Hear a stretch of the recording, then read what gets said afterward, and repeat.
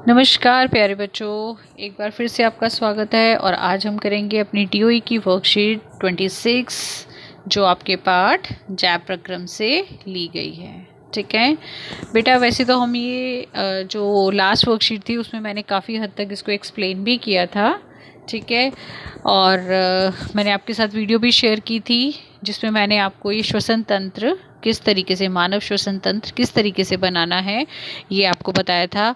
मैं फिर से उसका वीडियो दोबारा से आपको सेंड कर दूंगी, तो आप उसका प्रैक्टिस ज़रूर करिएगा। ठीक है, बहुत ही आसान है। हाँ, मैंने उसमें नाम ज़रूर इंग्लिश में लिखे हैं, वो आप यहाँ पे अपनी वर्कशीट से हिंदी में देख के लिख सकते हैं। ठीक है, तो चलिए आज की वर्कशीट शुरू करते हैं।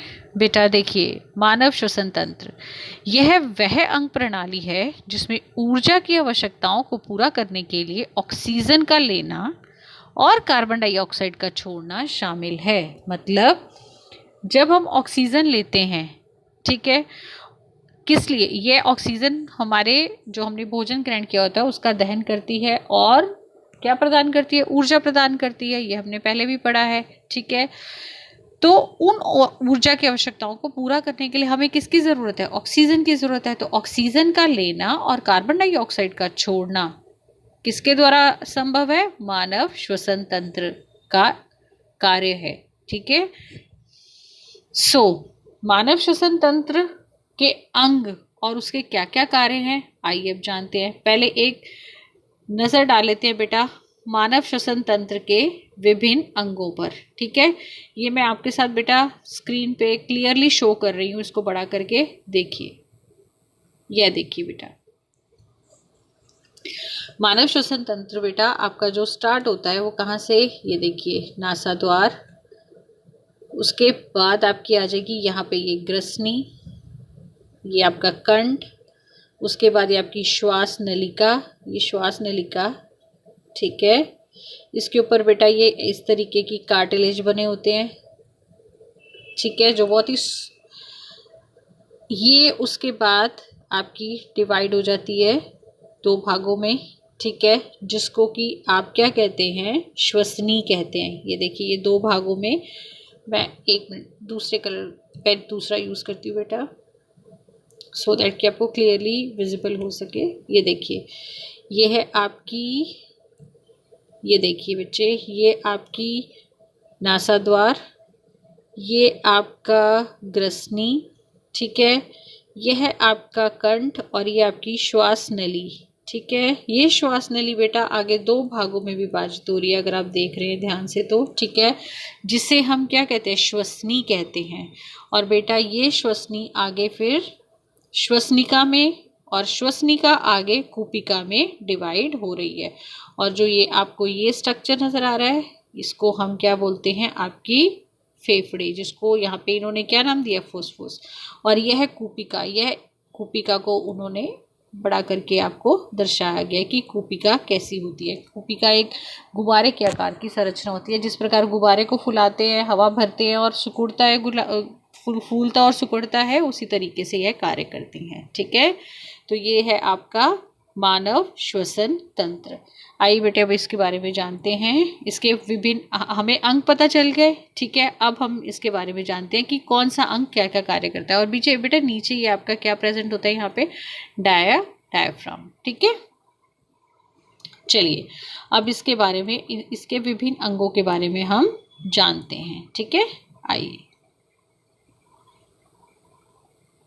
देखिए बेटा,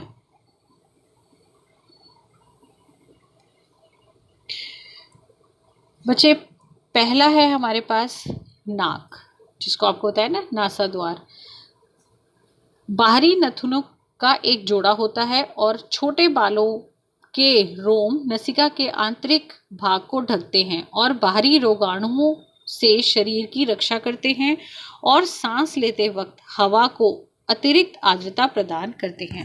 बेटा जो नासा द्वार होता है उसमें छोटे छोटे बालों के रोम उपस्थित होते हैं, जो कि आपके अंदर के नसिका के भाग को ढक भी लेते हैं। और साथ में यह हमारे शरीर में जब हम सांस लेते हैं, जब हम सांस अंदर लेते हैं अपने नाक के द्वारा, तो यह हमारे शरीर में रोगाणुओं को जाने से बचाते हैं, हमारे शरीर की रक्षा करते हैं, तथा जो भी हम सांस लेते हैं उस वायु को यह नमी प्रदान करते हैं और उसको एक ऑप्टिमम टेम्परेचर और उसको नमी प्रदान करते हैं। तो ये आपका काम है किसका? आपके नाक का। ठीक है, अगला उसके बाद आता है बेटा आपका जो है हमारा स्वर यंत्र। स्वर यंत्र जिसको हम एडम्स एप्पल भी कहते हैं या वॉइस बॉक्स भी कहते हैं, यह वह हिस्सा है जो खाद्य कणों को निगलने के दौरान उठता और गिरता है। ठीक है, जिसको हम क्या कहते हैं? स्वर यंत्र भी कहते हैं। ओके, अगला देखिए ग्रसनी। ग्रसनी ये देखिए यहाँ पे ये उपस्थित है बेटा। ठीक है, ग्रसनी का क्या कार्य होता है? नाक कक्ष ग्रसनी के रूप में एक विस्तृत खोखले स्थान में खुलता है।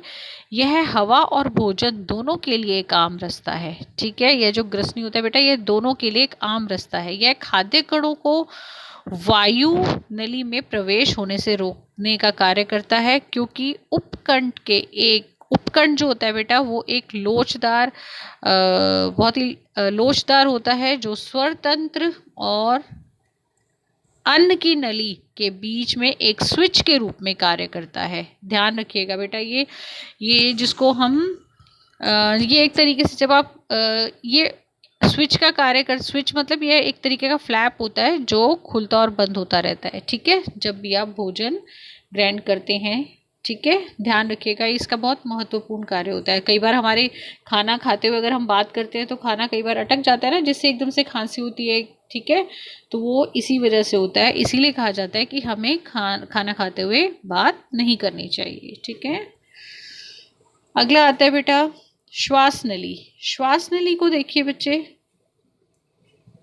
श्वास नली स्वर यंत्र के नीचे से होते हुए गर्दन, ये देखिए आपका स्वर यंत्र से होते हुए आपके ये जो नीचे वाला गर्दन के नीचे वाला ये सारा हिस्सा है, ये आपकी श्वास नली में आता है। ठीक है, श्वास नली वायु नली की दीवार सी आकार की उपस्थिति से बनी होती है, जो इसे पिचकने से बचाती है बेटा।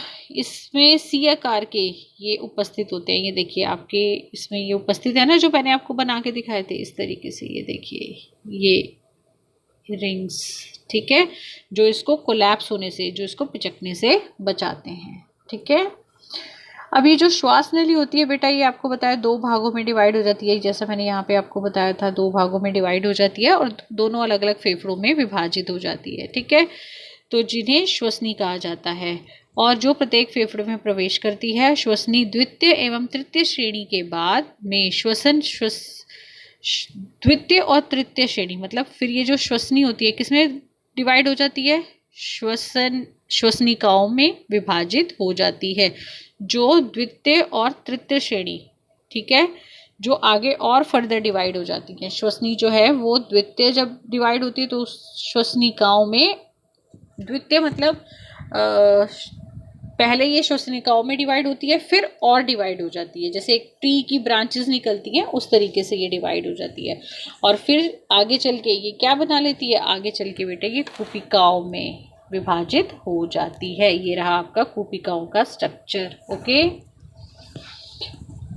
कूपिका पतली दीवार और एकल सेल से बनी गुब्बारे जैसी सूक्ष्म संरचना होती है, जो वायु से भरी रहती है। ये मैंने आपको पहले भी बताया बेटा कि इसकी दीवार बहुत पतली होती है, क्योंकि और सतह क्षेत्रफल बढ़ा देते हैं, क्योंकि इसको क्या करना है? गैसों का विनिमय करना है, कार्बन डाइऑक्साइड छोड़नी है और ऑक्सीजन लेनी है।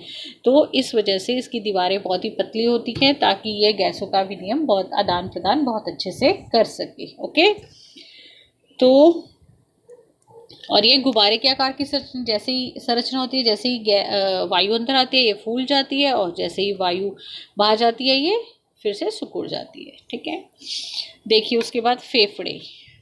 ठीक है, फेफड़े मनुष्यों में श्वसन के मुख्य केंद्र हैं। ये छाती के वक्षीय गुहा में रीढ़ की हड्डी के पास और हृदय के दोनों ओर स्थित होते हैं। ये बड़े और स्पंजी अंगों का एक जोड़ा होता है।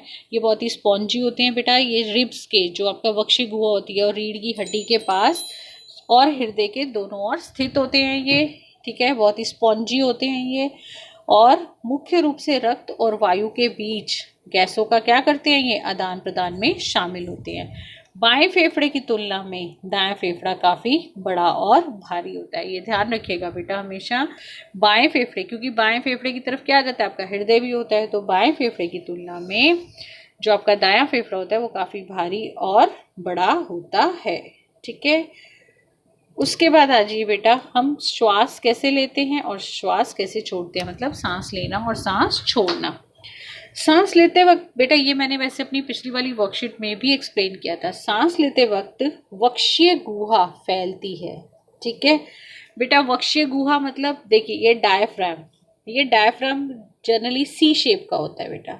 ठीक है, रिलैक्स, जब वो बिल्कुल रिलैक्स है, लेकिन जब हम सांस लेते हैं तो ये थोड़ा फ्लैटन हो जाता है। ठीक है, देखिए ये ऐसे ना होके ये थोड़ा सा ऐसे हो जाएगा। जब ये फ्लैट होगा तो ये जो वक्षीय गुहा है, जो आपका रिब केज होता है, वो बाहर की तरफ खुलता है, बाहर की तरफ फैलता है। ठीक है, पसलियां जिसको आप कहते हैं। ठीक है, वक्षीय गुहा फैलेगी तो पसलियां क्या होंगी, ऊपर की तरफ जाएंगी। देखिए अगर यह फैला, ये अटैच्ड है आपके वक्षीय गुहा के साथ। ठीक है, जब ये फ्लैप इस तरीके से ना होकर ये फैलेगा, जब ये कॉन्ट्रैक्ट होगा, जब ये फैलेगा तो इसके साथ साथ वक्षीय गुहा भी जो है आपकी, वो भी क्या होगी, वो भी फ्लैट होगी, वो भी फैलेगी। जब वो फैलेगी तो जो पसलियां हैं वो कहाँ जाती हैं, ऊपर की तरफ जाती हैं। जब पसलियां ऊपर की तरफ जाती हैं तो डायफ्राम जो है, देखिए जब आप सांस लेते हैं तो गुहा जो है वो आपकी वक्षीय गुहा फैलती है। वक्षीय गुहा जब फैलती है तो पसलियां ऊपर की तरफ जाती हैं। जब पसलियां ऊपर की तरफ जाती है तो डायफ्राम क्या हो जाता है, सपाट, जैसे मैंने अभी आपको बना के दिखाया था, सपाट हो जाता है। और उससे क्या होता है, उससे फेफड़ों का आयतन बढ़ जाता है। और बेटा हमने अपनी रासायनिक विज्ञान में पढ़ा हुआ है, बॉयल्स लॉ के अकॉर्डिंग अगर आयतन बढ़ता है तो दाब कम होता है, तो उस वहाँ पे दाब क्या होता है, कम होता है। क्योंकि बाहर ऑक्सीजन का दाब अधिक है और अंदर कम है, तो आयतन ज़्यादा है, दाब कम है, तो ऑक्सीजन अंदर आ जाती है। ठीक है, फेफड़ों का आयतन बढ़ जाता है, दाब कम हो जाता है और हवा कहाँ आ जाती है, बाहर से अंदर फेफड़ों में प्रवेश कर जाती है। ठीक है, और बिल्कुल इसके विपरीत उल्टा सांस छोड़ते हुए होता है। वक्षीय गुहा क्या हो जाती है, सिकुड़ जाती है, पसलियां कहाँ आ गई, नीचे की ओर आ गई, और डायफ्राम फिर से कैसा हो गया, गुंबद शेप। ठीक है, गुंबद शेप हो गया फिर से डायफ्राम आपका। और फेफड़ों का आयतन क्या हुआ, अब फेफड़ों का आयतन कम हो गया बेटा, आयतन कम हो गया तो दाब क्या हो जाएगा, दाब बढ़ जाएगा। ठीक है, दाब बढ़ जाएगा तो जो हवा है, जो फेफड़ों से हवा है, वो क्या है, वो बाहर निकल जाती है। ये इसका मैकेनिज्म होता है बेटा। ठीक है, इस तरीके से यह कार्य करता है। चलिए, ये थी आज की अपनी वर्कशीट। अब देखते हैं कि अभ्यास के क्या क्या प्रश्न है। कूपिका का क्या कार्य है बेटा, कूपिका का कार्य है, कूपिका जो होती है वो आप यहाँ से सीधे सीधे की गुब्बारे के आकार की सूक्ष्म संरचना होती है जिसमें वायु भरी रहती है। और बेटा यह आप इसके ये ज़रूर लिखिए कि इसकी जो दीवार होती है वो बहुत ही पतली होती है। ठीक है, सतह क्षेत्रफल ज़्यादा होता है। ठीक है, जिसकी वजह से इसमें गैसों का विनिमय हो सकता है, मतलब अच्छे से हो सकता है नहीं, होता है। ओके, ये सिर्फ बोलने का, लैंग्वेज का फ़र्क है। गैसों का विनिमय होता है, कार्बन डाइऑक्साइड बाहर जाती है और ऑक्सीजन अंदर आती है। तो कूपिका का क्या कार्य है, गैसों का विनिमय कैसे करता है, क्योंकि ये गुब्बारे के आकार की संरचना होती है जिसकी दीवार बहुत ही पतली और बहुत ही लचीली होती है। ठीक है, और जो सतहीय क्षेत्रफल, जिसका सतही क्षेत्रफल बहुत ज़्यादा होता है और जो गैसों का आदान प्रदान मतलब विनिमय करती है। गैसों का विनिमय बेटा सही शब्द है। ठीक है, गैसीय विनिमय किस स्थान पर होता है, तो ये बेटा फेफड़ों में भी स्पेसिफिकली। ठीक है, फेफड़ों में अगर आप और इसको प्रॉपर इलेबोरेट करके लिखेंगे तो आप मतलब फेफड़ों में क्या है, हमारी श्वसनी है, श्वसनिका है और कूपिका है, तो आप फेफड़े ही इसका आंसर लिखिए। ठीक है, सांस लेने और सांस छोड़ने की प्रक्रिया के बीच में अंतर स्पष्ट करो बेटा, इसका सीधा आंसर यही है। ठीक है, आप यहाँ से लिख सकते हैं, मैंने आपको भी एक्सप्लेन किया है। मानव श्वसन प्रणाली का नामांकित चित्र, नामांकित चित्र आप यहाँ से भी देख सकते हैं, लेकिन मैंने आपको बेटा एक और वीडियो, बहुत छोटा सा वीडियो है 3-4 मिनट का, वो शेयर कर दूंगी आपके साथ, आप उसको देख लीजिएगा। आप चित्र वहाँ से बना लीजिएगा, नाम यहाँ से नोट डाउन कर दीजिएगा, क्योंकि मैंने उसमें बेटा इंग्लिश में नेम लिखे हुए हैं, ठीक है। नेक्स्ट है बेटे, सांस लेने और सांस छोड़ने के दौरान अपने उदर की गति को ध्यान से देखिए। वैसे तो आप ये खुद भी करके देखिएगा, मज़ा आएगा, आपको अच्छा लगेगा, आपको खुद को पता चलेगा कि आपकी बॉडी के अंदर, आपके शरीर के अंदर किस तरीके से गति हो रही है, और उसको आप महसूस कीजिए और अपने अवलोकन के पीछे का कारण, क्या कारण हो सकता है यह भी बताइए, ठीक है। मैं बेटा आपको इसको एक्सप्लेन कर देती हूँ, बट आप खुद भी इसको करके देखने की कोशिश करिएगा। जब भी हम सांस लेते हैं तो सांस लेते समय उदर आगे की ओर जाता है, यानी कि वो फूलता है, मतलब वो फूलता है, और डायफ्राम का आकार सपाट हो जाता है, ठीक है। सांस छोड़ते समय पेट क्या हो जाता है, सिकुड़ता है, और जो क्यों सिकुड़ता है, क्योंकि डायफ्राम का आकार कैसा हो जाता है, गुंबद के आकार का हो जाता है, ठीक है। तो जब आप ये खुद भी करके देखेंगे तब आपको खुद ही एहसास होगा और आपको खुद भी समझ में आएगा कि क्या है इसका एग्जैक्ट आंसर, ठीक है। मैं इसके आंसर कोशिश करूँगी बच्चे, अगर मैं नोट डाउन करके आपके साथ शेयर कर सकी तो डेफिनेटली शेयर भी कर दूँगी, ठीक है। बट आप पहले ये खुद करिएगा, ठीक है। सो ये थी आज की आपकी वर्कशीट, उम्मीद करती हूँ आपको समझ आई होगी। समझ आई है तो फटाफट से कर डालिए और अपने अपने टीचर्स को सेंड करिए, और डेफिनेटली लाइक करिए, शेयर करो अपने फ्रेंड्स के साथ में, और सब्सक्राइब करो जिन बच्चों ने भी अभी तक सब्सक्राइब नहीं किया। थैंक यू बेटा, take care, stay safe, stay healthy, stay home, good bye बच्चे।